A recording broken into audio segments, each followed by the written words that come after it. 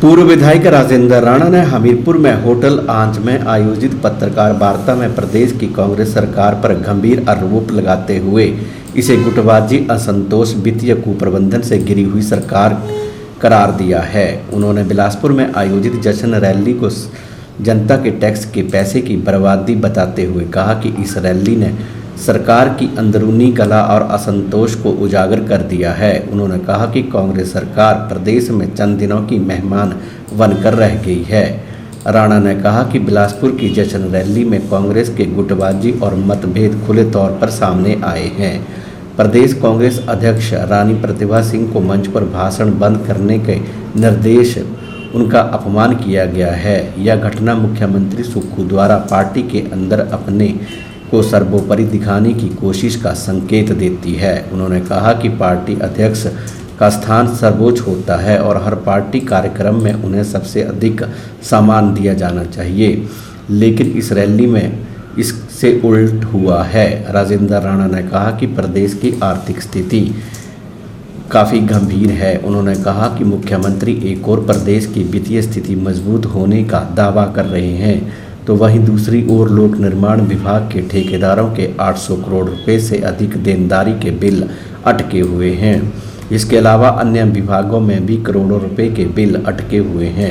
सरकार द्वारा ट्रेजरी को 22 तारीख तक बंद रखने और 10,000 रुपये के ऊपर के बिल न लेने के निर्देश से यह स्पष्ट होता है कि सरकार की वित्तीय स्थिति खराब हो चुकी है।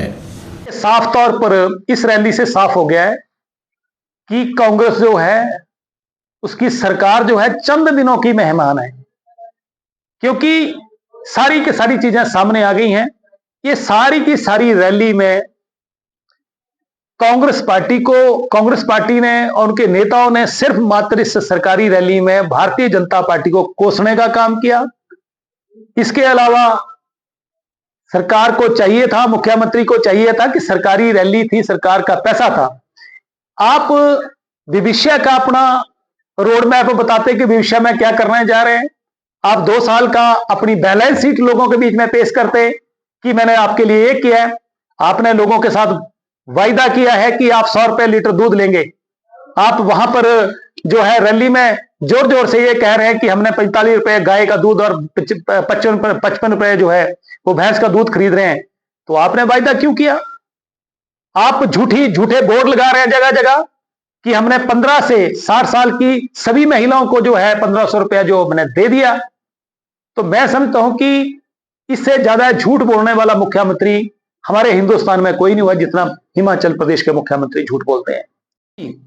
प्रदेश में जो आर्थिक बदहाली है वो इस कदर हो गई है कि इससे पहले भी मुख्यमंत्री पर्दा डालने की कोशिश करते रहे कि भाई इसको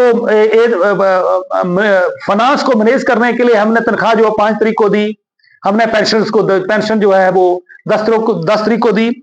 हम प्रदेश के मुख्यमंत्री से साफ साफ तौर पर ये पूछना चाहते हैं कि जो तो दावा कर रहे हैं कि हमारी जो आर्थिक स्थिति है वो बहुत मजबूत है, तो आपकी आर्थिक स्थिति मजबूत है तो समय पर आप पेंशनर्स को पेंशन नहीं दे पा रहे हैं, कर्मचारियों को तनख्वाह नहीं दे पा रहे हैं। उस बात को छोड़िए, आप ये बताओ कि आज पूरी प्रदेश की जो ट्रेजरी है उसको 22 तारीख तक बंद क्यों कर दिया गया है? जितने भी ट्रेजरी में बिल गए हैं उनके भुगतान पर रोक क्यों लगाई गई है? अगर आपकी आर्थिक स्थिति ठीक है, प्रदेश में कोई आर्थिक तंगी नहीं है, तो आपने 22 तारीख तक सभी ट्रेजरीज में कि 2 साल का ये जो जश्न हिमाचल प्रदेश में मनाया गया, इसमें जो मंत्रिमंडल है चाहे अधिकारी हैं, जो चीजें सामने आई हैं ये पूरी तरह तार जो है होती हुई दिखी हैं। और इसके अलावा इस रैली में एक चर्चा और मुख्यमंत्री की तरफ से या उप मुख्यमंत्री दोनों की तरफ से आई है कि भाई भारतीय जनता पार्टी जो है वो टॉयलेट टैक्स जो है उसको की चर्चा कर रही है। अरे भारतीय जनता पार्टी को दोष क्यों दे रहे हैं? पूरे नेशनल मीडिया ने इस बात को उठाया। हम मुख्यमंत्री और सरकार से पूछना चाहते हैं कि क्या ये जो नोटिफिकेशन टॉयलेट टैक्स की हुई थी, 25 रुपए पर टॉयलेट जो टैक्स लगाया गया था, ये क्या भारतीय जनता पार्टी के लीडरशिप के कहने से हुई थी, या भारतीय जनता पार्टी ने निर्देश दिए थे, कि सरकार जो कांग्रेस पार्टी की है उसके निर्देश पर नोटिफिकेशन हुई थी? बीजेपी ने तो नोटिफिकेशन नहीं करी। दूसरा प्रश्न,